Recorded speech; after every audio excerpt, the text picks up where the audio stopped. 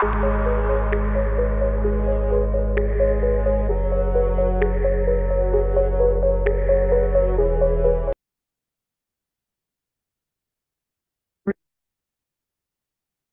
আসসালামু আলাইকুম গাইস। তো আজকে আমরা দেখবো আমাদের সিএসএস এর কোড পার্ট, কিভাবে সিএসএস কাজ করে এবং কত ধরনের সিএসএস আছে। ঠিক আছে, তো দেখো যে তিন ধরনের সিএসএস থাকে। একটা হলো এক্সটার্নাল সিএসএস, একটা হলো ইন্টারনাল সিএসএস, একটা হলো ইনলাইন সিএসএস।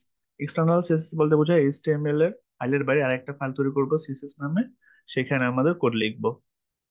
ইন্টারনাল বলতে বোঝায় যে আমাদের এইচটিএমএল এর কোড আছে, সেটার মধ্যে জাস্ট আমরা একটা সিএসএস এর কোড লিখলেই সেটা হবে ইন্টারনাল সিএসএস। আর ইনলাইন হলো যে আমার লাইনের ক্ষেত্রে, প্রতিটা লাইনের ক্ষেত্রে যদি আমি ডিজাইন চেঞ্জ করতে চাই, সেক্ষেত্রে যেটা কোড লিখবো সেটা হচ্ছে এক্সটার্নাল সিএসএস। ঠিক আছে, তো এক্সটার্নাল সিএসএসটা কি? এক্সটার্নাল সিএসএসটা হলো যে একটা এক্সটার্নাল স্টাইল শিট থাকবে।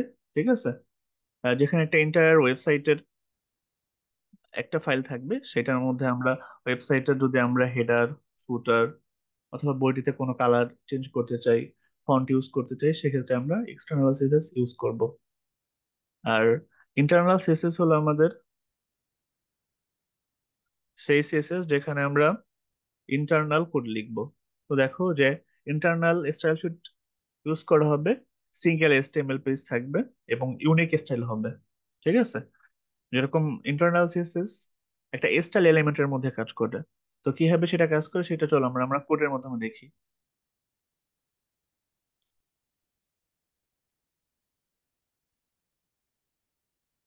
তো দেখো এখানে আমাদের আমার প্রথম যেটা আছে সেটা হচ্ছে আমাদের ইন্টারনাল সিএসএস। দেখো,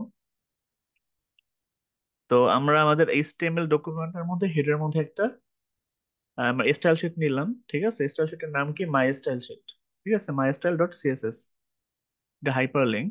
তো তারপরে বোর্ডের মধ্যে যেটা লিখতে চাই সেটা মনে করে দিস হেডিং, এটা হলো আমাদের হেডার ফাইল।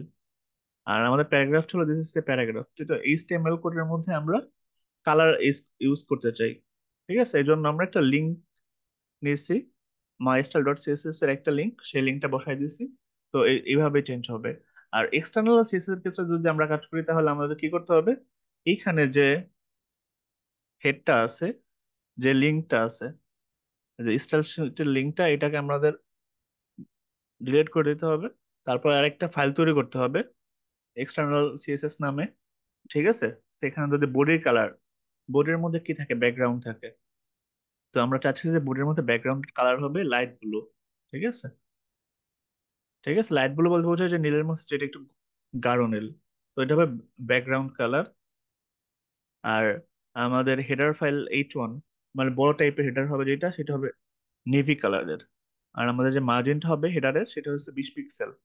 ঠিক আছে, আর আরেকটা আছে ইন্টারনাল সিএসএস। তো ইন্টারনাল সিএসএসটা দেখো, এখানে আমরা কোড লিখছি স্টাইল শিটের মধ্যে স্টাইল একটা ট্যাগ ইউজ করছি। স্টাইল ট্যাগের মধ্যে আমরা বোল্ড ইউজ করছি, আর একটা হলো H1 হেডার ট্যাগ। তো দেখো, H1 এর মধ্যে আমরা বোল্ড একটা নিয়েছি ব্যাকগ্রাউন্ড কালার নামে। ঠিক আছে, যে আমাদের ব্যাকগ্রাউন্ডটা কি হবে, ওই যে কোনো ছবির ব্যাকগ্রাউন্ড থাকে যেরকম, সেরকম আমাদের ওয়েবসাইটের ব্যাকগ্রাউন্ড থাকবে।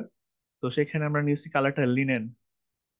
ঠিক আছে, আর এইখানে যেটা আছে H1 হেডার, এটা মেরুন কালার দেখাবে, এই জন্য আমরা কালারটা মেরুন নিলাম। আর আমাদের লেফটে বা বা বাম পাশে, আমাদের ওয়েবসাইটের বাম পাশে যে মার্জিনটা হবে 40 পিক্সেল, যেরকম ধরি এইখান, এটা যদি আমরা ধরি লেফট, তো এখান থেকে 40 পিক্সেল ধরো এই পর্যন্ত আসবে।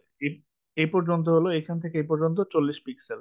তো এরকম মার্জিনটা ধরা হয়। তারপরে আমরা স্টাইলটাকে ক্লোজ করে দিলাম, হেডটা ক্লোজ করে দিলাম, আর আমাদের বডি পার্ট আমরা লিখলাম আমাদের হেডার হিসেবে দিস ইজ এ হেডিং, আর প্যারাগ্রাফটা লিখলাম দিস ইজ এ প্যারাগ্রাফ। ঠিক আছে, তো এইভাবে আমরা আমাদের সিএসএস লিখতে পারি আমাদের এইচটিএমএল কোডের মাঝখানে, ইন্টারনাল, এক্সটার্নাল আর ইনলাইন, তিন রকম ভাবে।